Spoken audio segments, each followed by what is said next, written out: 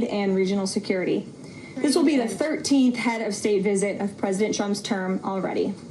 At the border, President Trump continues to deliver on his promise to make America safe again. The Wall Street Journal captured the Trump effect in a recent article. Border crossings grind to a halt as Trump's tough policies take hold. U.S. Customs and Border Protection recorded its lowest southwest border crossings in history in March, and we're seeing the same successes at our northern border. Here's how the New York Post put it. Northern border sector previously overrun by illegal migrants sees dramatic drop in crossings. We haven't seen anyone since November, end quote. According to U.S. Customs and Border Protection, just 54 illegal aliens were apprehended in the Swanton sector of our northern border, which stretches more than 300 miles in March. This is a drastic 95% drop from the more than 1,000 border crossings that were caught in March 2024. This is a main hotspot area that recorded more than 80% of all apprehensions along the northern border during the 2024 fiscal year. And new reporting from the Washington Times fully highlights the difference in Joe Biden's disgraceful approach to the border compared to President Trump's. Under Trump, border catch and release has dropped 99.99% from worst Biden month. You can't get much better than that. This statistic in particular is astounding. Border Patrol agents caught and immediately released 189,604 illegal aliens into the United States in December 2023 at the height of the Biden border crisis. But under President Trump, Border Patrol agents caught and released only 20 illegal aliens into the U.S. in the month of February. Thanks to President Trump, operational control of the border is becoming a reality, and the administration's historic enforcement measures are yielding huge results. Illegal aliens are finally getting the blunt message.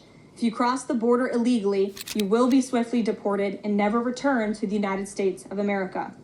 Efforts to arrest the criminal illegal alien invaders are continuing to ramp up.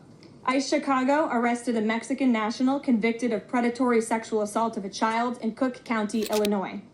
This week, ICE Denver arrested a Mexican national convicted of sexual assault of a child in Houston County, Texas. ICE Miami arrested a Nicaraguan convicted of aggravated battery in Hillsborough County, Florida.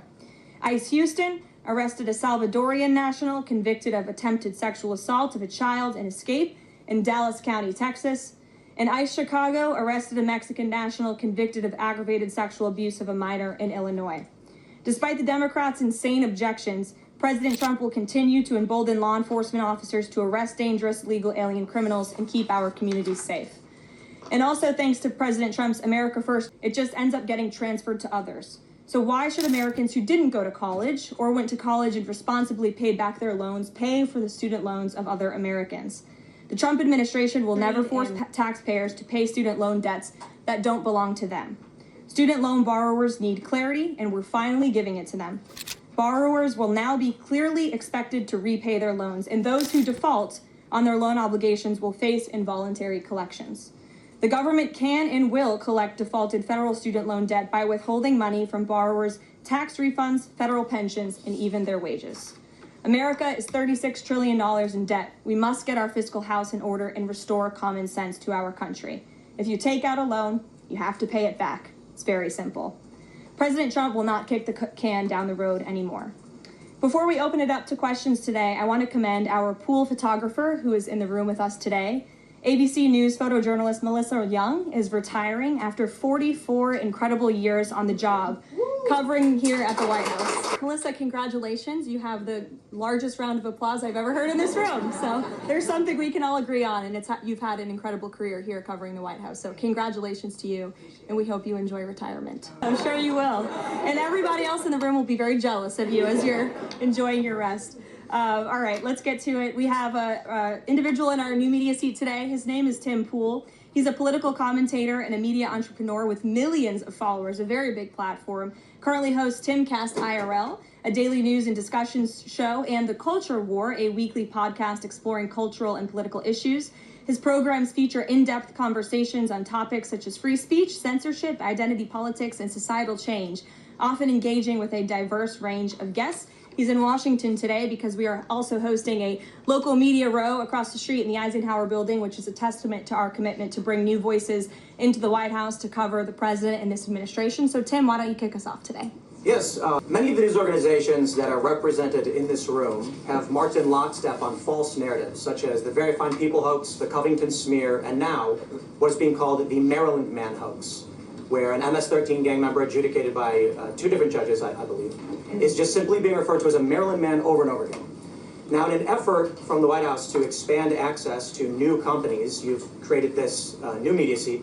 So I'm wondering if you can comment on, following this expansion, you've had numerous outlets disparage the companies that you've had sit here, as well as the reporters. I'm wondering if you could comment on that unprofessional behavior, as well as elaborate if there's any plans to expand access to new companies. Sure. Well, we certainly welcome diverse viewpoints in this room, which is one of the reasons we have you in here, and there's many new faces in this room in comparison to the previous administrations.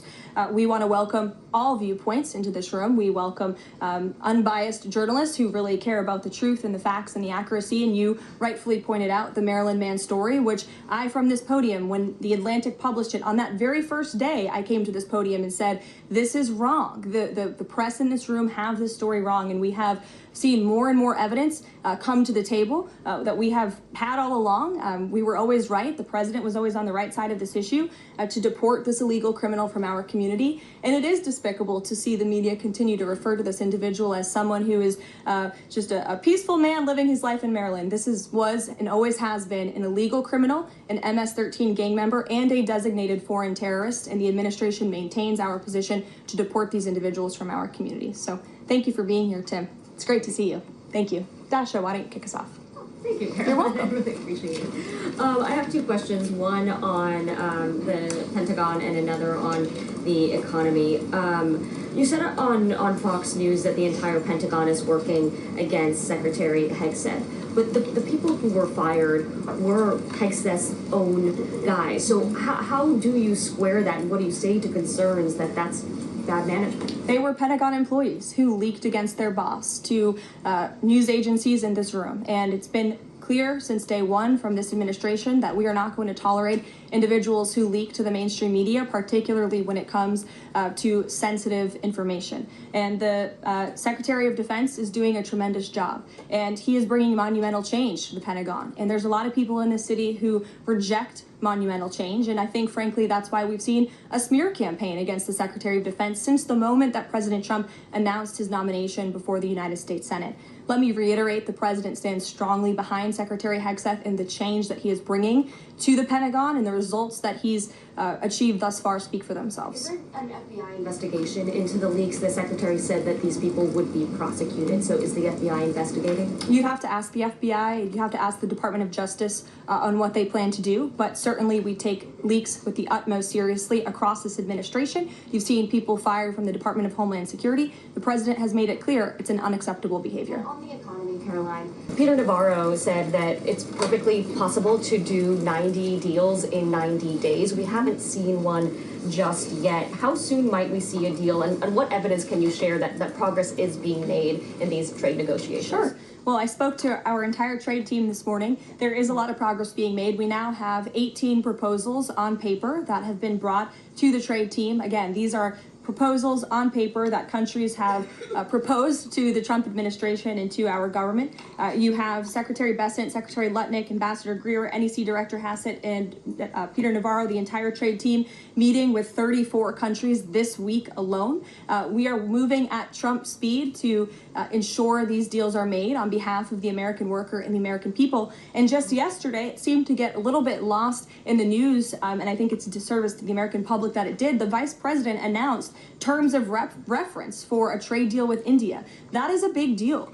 We know when we look at the numbers, the monetary trade barriers and the non-monetary trade barriers from India, they have been ripping off the United States and American workers for a very long time. So the fact that the vice president with Prime Minister Modi on that trip in India announced these terms of reference, which is essentially a framework to move the ball forward to sign a good trade deal between our two nations, is great progress, and it speaks to the work ethic and the real labor that's being put into this effort by the president's trade team.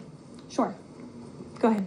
Does the proposals that you talk about, is that enough to extend the pauses on these reciprocal tariffs, or does the president need to see, these deals inked and signed to offer any sort of additional extension beyond the 90 days? Well, look, ask me in July when the deadline hits. I know I'll be answering those questions from all of you in this room. There's a lot of time left, and the president's trade team is working again at Trump speed as quickly as they can to ensure that these deals can be made. Are any of those conversations yet with China happening?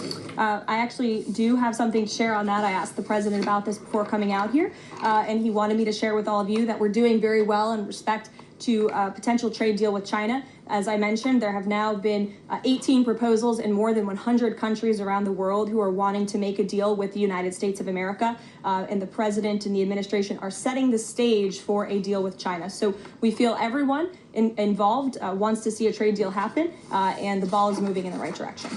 Sure.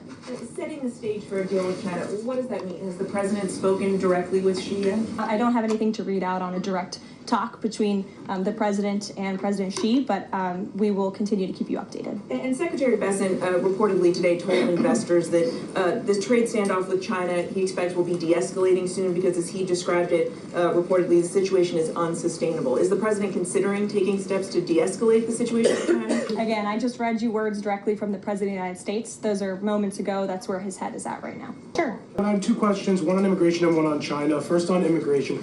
Roughly how many illegal immigrants and aliens do we have in our country, and how many does the administration plan on deporting? Sure. Well, you'd have to ask the Department of Homeland Security for a specific number, but we suspect it's definitely in the millions, perhaps upwards of 20 million people that were allowed into the country illegally by the previous administration. And the president and his team are focused on deporting as many as we possibly can, and they are moving as quickly as possible. The president's team has made it clear we need more funding from Congress to do more. We need more ICE agents out on the ground doing this very important work.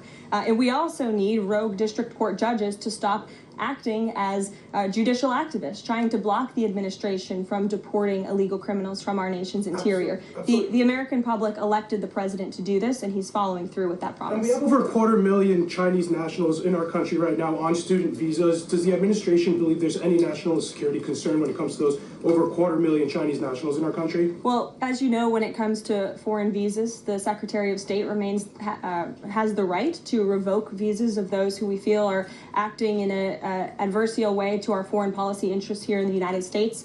He has that authority according to the Immigration and Nationality Act.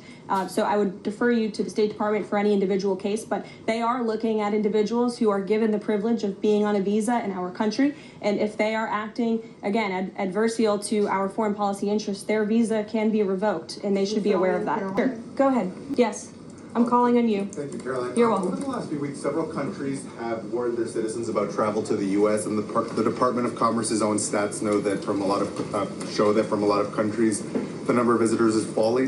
Does the White House have any message for people that might be reconsidering business or tourism travel to the U.S.? Where did you see that report? With the statistics coming from the Department of Commerce. Said what? It's hard to hear you. Sorry. That visitors from a lot of countries have fallen in the last 3 months. I'd have to look at that report to comment on the merits of it. I think most people around the world recognize the United States of America is a great place to do business. It's a beautiful place to visit, and they should certainly come here because it's a much safer country than it was 4 years ago under the previous president. Libby, good to see you. A question about this upcoming announcement from HHS to ban food dyes. During the first week of the administration, the FDA announced that it's pulling its plan to ban menthol cigarettes.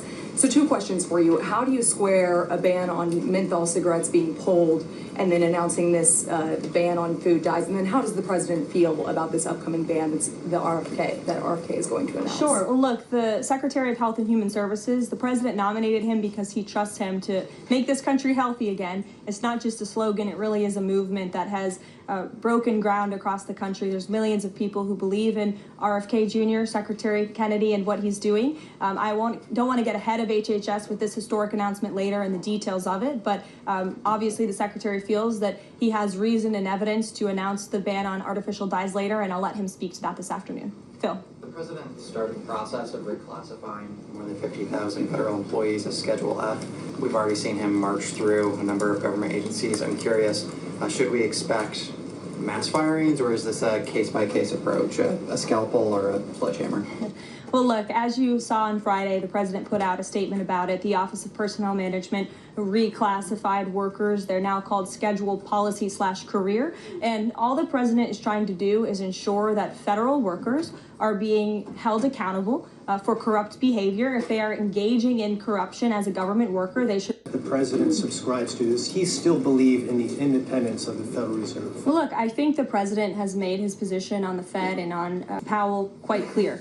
The president believes that they have been making moves and taking action in the name of politics rather in the name of what's right for the American economy. The president has the right to express his displeasure with the Fed, and he has the right to say he believes interest rates should be lower. He believes Americans should be able to borrow money cheaper than they currently are right now. And I also spoke to Kevin Hassett about the Fed as well, and he has called into question the Fed's independence and whether they are actually doing things, again, out of the best interest of the economy, or are they doing it for partisan reasons. The president wants to see interest rates lower. He has made that quite clear. We've also seen, if I may, I'm sorry, one more, Caroline, just about, I said two economic questions, about the dollar. We've seen the dollar at multi-year lows versus the euro and other currencies around the world. Is it the administration's policy for a strong dollar? How does it view the dollar versus other currencies around the world? The president wants to see the dollar remain as the world's reserve currency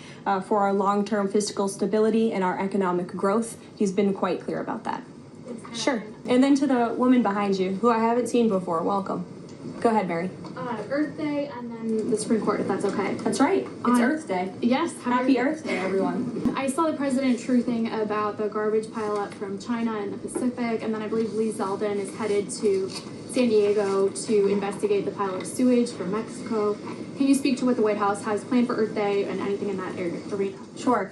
I do have points from the EPA. Administrator Zeldin's doing a fantastic job, and they are always sharing their accomplishments with the White House, which we very much appreciate. He will be traveling, I believe he's in California today for sewage situation. Here you go. Administrator Zeldin met with his Mexican counterpart to discuss steps Mexico needs to take to ensure the water entering the United States is clean and safe. And he's holding a press conference in San Diego today with elected officials and local stakeholders on the Tijuana River sewage crisis. I would also add from the president himself, he has always maintained he wants America to have the cleanest air and the cleanest water. And we want to do what's right for our environment and for our earth. And a lot of that is making sure that we have clean and sustainable energy, and we know that we produce natural gas cleaner and more efficiently than any country in this world, and the president wants to see that continue. Thank you. And then on the Supreme Court, I know the court is hearing a case dealing with parents who don't want their kids having to read gender ideology books in schools. Can you comment on that case and what the Trump administration hopes to see come from that? Sure. We hope the Supreme Court will do the right thing, and the president has been very clear. He stands on the side of parental rights, and he believes strongly that parents should have a greater say in their children's education and the content, if you will, that children are being exposed to in our public school system. Sure. Go ahead. Caroline, thank you. Hi. I'm Carolina Lumetta with World News Group. The administration ended some temporary protections for Afghans, including several hundred Christians who have been punished by the Taliban. Is the president considering any exceptions for Afghans who could face death or torture if they return to their home country? So let's just be clear about one thing. We didn't end that proactively. It expired, and it's because the previous administration illegally paroled millions of people, or hundreds of thousands of people, into the country, and then gave them temporary protective status, which again is a temporary status. It's not a permanent status in this country. And if there are individuals here who came in through the Biden administration who want to claim asylum, there is a legal process to do that, and those cases will be adjudicated by a judge on a case-by-case basis. We have a legal immigration process in this country for a reason, and all this administration is trying to do is effectuate that. Reagan. Thank you, Caroline. I have two questions for you Sure. on immigration. March deportation numbers were down slightly from the same time period last year. SCOTUS recently ordered a pause on deporting Trinidad and Tobago members with the Alien Enemies Act. I'm curious what other tools the administration is looking at to boost those deportation numbers. Sure. Well, we are obviously complying with the court's order. However, it was a temporary pause. The Supreme Court basically said, sit tight, and they will follow up with an order. And we're confident that the Supreme Court will rule on the side of law and recognize the president absolutely has the executive authority to deport foreign terrorists from our nation's interior under the Alien Enemies Act. We feel very strongly about that, and we're confident the courts will side with the president and his executive authority. As for deportations, we continue to deport illegal criminals under Title VIII, which is an immigration authority given to our Border Patrol agents and the Department of Homeland Security to deport illegal criminals from this country. And the administration continues to do that at record speed as quickly as they can with the resources that they have.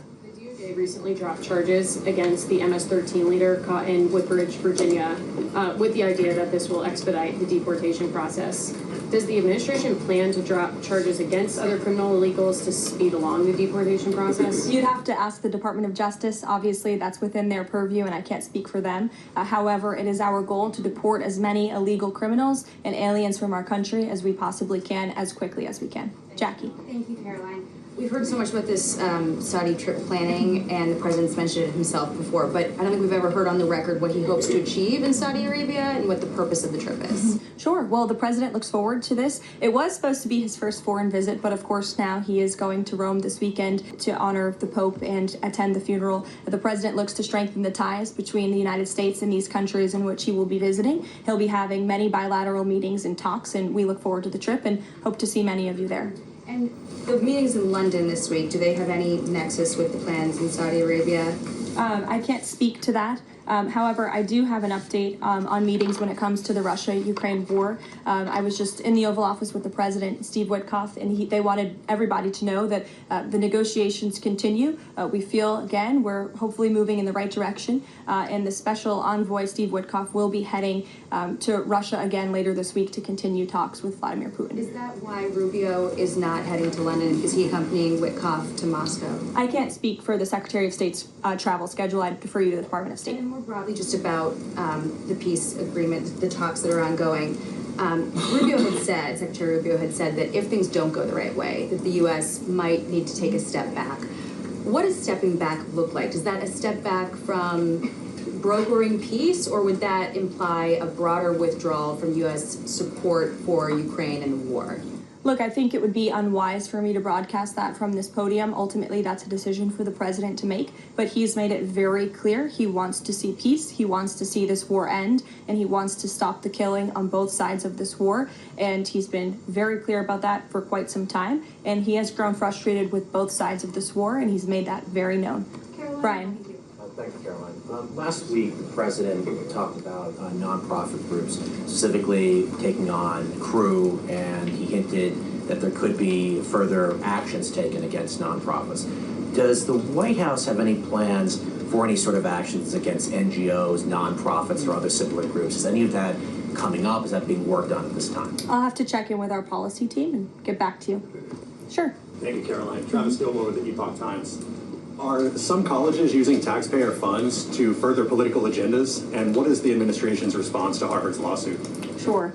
Well, the president has made it quite clear that it's Harvard who has put themselves in the position to lose their own funding by not obeying federal law. And we expect all colleges and universities who are receiving taxpayer funds to abide by federal law. It's quite simple. And the president made it clear he's not going to tolerate violations of federal law. He's not going to tolerate illegal harassment and violence towards Jewish American students or students of any faith on our campuses across the country. And so we will be responding to the lawsuit in court. And again, it's quite simple. If you want federal dollars, obey federal law. And just a quickly follow up on China. Any response to reports that China is targeting U.S. trade allies with potential retaliatory measures for supporting U.S. agendas?